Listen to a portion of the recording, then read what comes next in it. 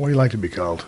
I don't care. All right. Steve's fine. Hey, let's go back to the time when I met you at Center Stage TV. You just come in. I was like, man, William Regal or whatever they were calling you. You came in as William Regal? No, I came in as Steve Regal. Yes. But I remember you came in. I can't remember who you was working with, and I watched you work. Like you were selling your ass, and I came up and I stuck my hand out. Hey, man, Steve Austin, man, nice to meet you. It was badass work.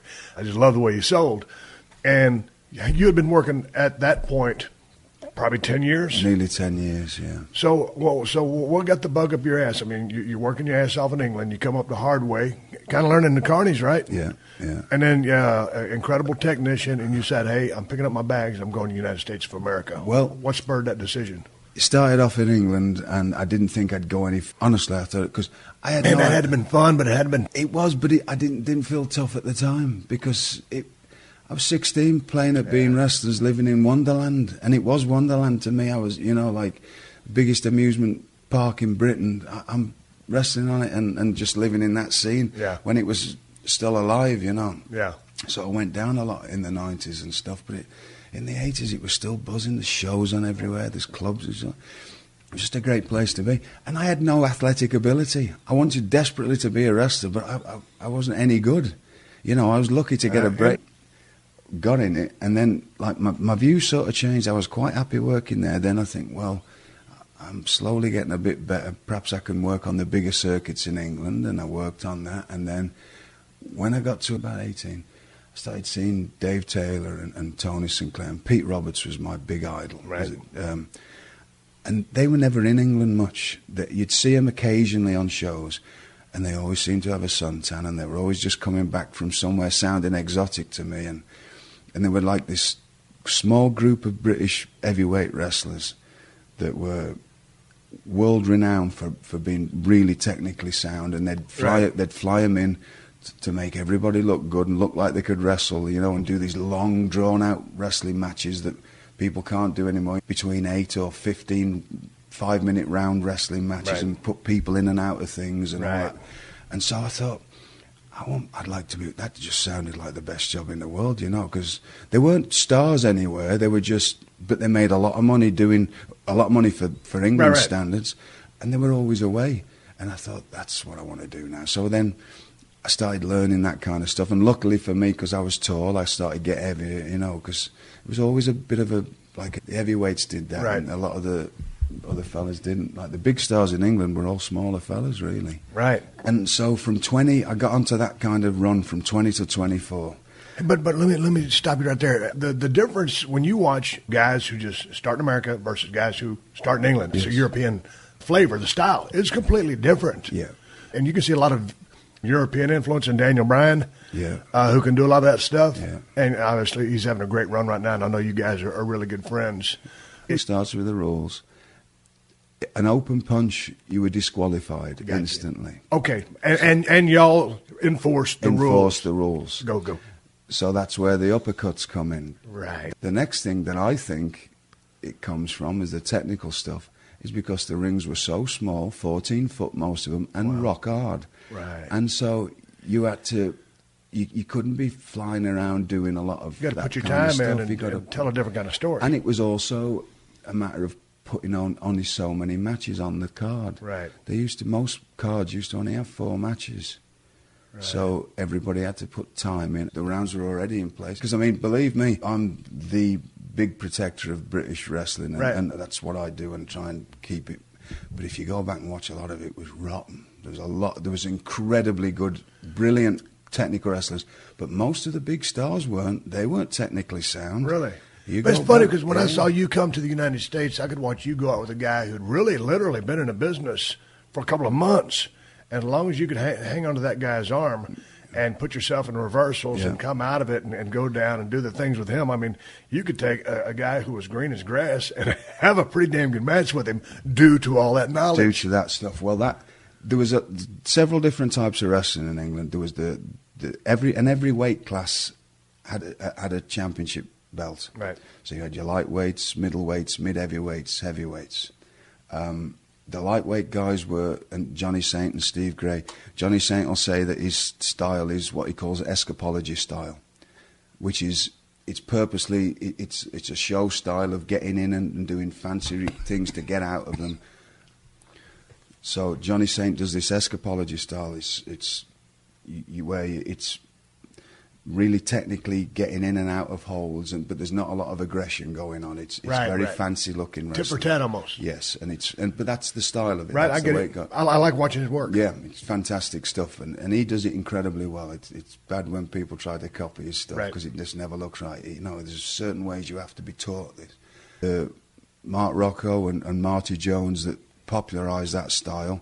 Well, man, would you describe that as a technical cruiserweight style? Yes, that's where it all started. Battering ram type stuff too. I mean, incredible. Yeah. And anybody stuff that would translate to Japan. Yeah, well, it was taken to Japan, and people get it all mixed up and say that it was Tiger Mask that started that and Dynamite. It wasn't. You go back and watch Marty Jones and Mark Ryan from 76, 77, 78.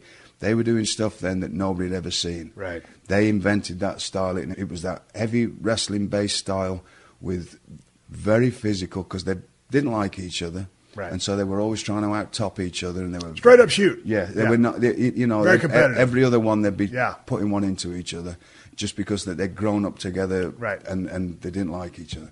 And they evolved this style, and then Dynamite came along when he was a kid, and he had a very technically incredibly British style, but then he started doing that stuff, must have picked it up off them, and it went. And then Tiger Mask came to England as Sammy Lee in the late 70s, and he had his own style, but and it was all this mixture of styles, but they were the ones that Mark and Marty were the two that set it all off. And then Tiger Mask, like Sammy Lee, went back to Japan, became Tiger Mask, took Rocco over there as his nemesis, Black Tiger, and that's where it became popular, and everybody thought it started then. But then there was the heavyweights. Now there was the show heavyweights, the Big Daddy and the Giant Haystacks, which were the big monsters and stuff. But then there were the very incredibly sound, technically skilled heavyweights. But they weren't big stars in England. They were the ones that went overseas because they were in demand in Germany, Africa, and India, and that they were. And they wanted to see the more work aspect, rather than the attraction guys like Haystacks and Big Daddy. Yeah, and so you would these heavyweight guys that I became a part of, they were basically trunks and boots guys with short haircuts, technicians that could go, and they were in demand all over the world because they could bring these. They could work. In. Yes. And that was it, and work with anybody, and put anybody in and out of things, and make them look like they could wrestle, whether they could or couldn't, which was a big skill to have. And they were always in demand because the thing was, what you wanted to be if you were in England, if you were heavyweight, you wanted to go to Germany. You were in Germany. You always talk about Germany. I know Fit went over a whole lot. Fit Finley, a good friend of yours, and the guy who I have so much respect for. What was the deal with Germany? Otto Vance, in the CWA, you would start off in. When I was doing it, you would start off for 3 weeks in Graz in Austria. It was run in tournaments. So you were in the same building for weeks at a time with no travelling and a lot more money. Probably 3 times the money that you would be making in England. And how were the houses? Through the week, not so good. Tuesday nights was always good because it was free ladies and they always had some kind of beer promotion on. Yeah. And then, like, Wednesdays wouldn't be good. But weekends, they may have like a special thing on a Thursday. Right. Friday, Saturday would always be very good. Sunday was always some kind of a gimmick thing, like a chain match or something they'd built up to. So, there was... How was Otto as a promoter? I thought he was obviously a very smart guy to work.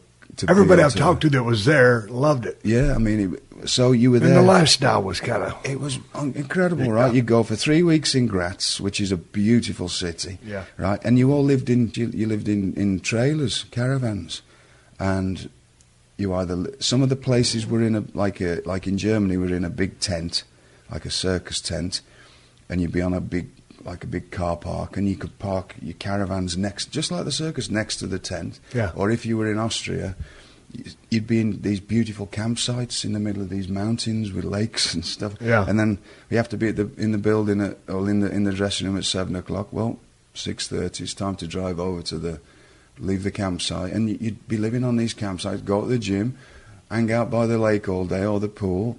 It was a hell of a lifestyle, Sit and barbecue your food, and it was just good. So you have 3 weeks in Graz, then you do 7 weeks in Vienna, Well, 7 weeks in Vienna is about as good as it ever gets through the summer, right? It's the most beautiful city in Europe.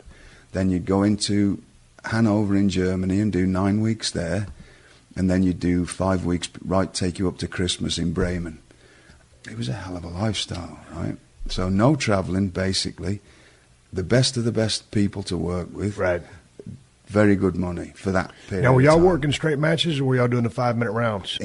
When I watch World of Sport, a lot of 5-minute rounds. Yes, in England it was 5-minute rounds, and like sometimes 3 minutes, but usually 5 minutes, either 6 or 8 5-minute rounds. In Germany it was 5 4-minute rounds with the original, because it was ran in tournaments over, say there was 20 fellas, you'd all wrestle each other over so many times, depending how long the tournament was, right. and that kind of a thing. Now, would they run a tag match straight through? Yes. Okay. But the 5 4-minute rounds, that was the normal match in Germany. Well, if you went through a draw with somebody, then you did another match with them, and then they would have extra time. Maybe right. You'd have a 5 4-minute round, and if it went a draw again, you'd have an extra 10 minutes at the end of it. When I first started watching the World of Sports stuff, the 5-minute round was kind of first for me, because I grew up all in American-style wrestling, usually run straight through, time. And so you go to the 5-minute rounds, I'm like, oh, man, this kind of threw me for a loop. But then I really started studying it. And each 5-minute round, I mean, it's like a mini match. Yes. I mean, because you've got built-in psychology in 5-minute spurts. Yes. And how one guy comes, and maybe someone catches a fall or he's hurt the other guy. What's a minute break between rounds? Yes. And so it's very intriguing once you get into it and watch, hey, man, these guys are working their ass off. I mean, they're doing the great stuff in the ring and a lot of the technical stuff, because I was watching the lighter weight guys go. But just within the framework of each 5-minute period, and they know where they're going with it, depending on how many rounds they make and do they go the distance. But what happens in each little setup, dude? Yeah. I mean, that's a lot of damn planning, and doing that for – I don't know how many weeks in a row, whether you're doing the 4-minute rounds or in England doing the 5-minute rounds. But, man, if you're working every single night, you're damn sure getting your chops in. Yes. Like crazy. A lot of reps. It will really make you – I mean, if you have the ability to acclimate and be talented, if you can't learn there, you can't learn anywhere. You can't learn but it's anywhere. Tough. Yeah. Well, it didn't seem it. It was just – Well, yeah, because you were used to it. But, okay, check this out.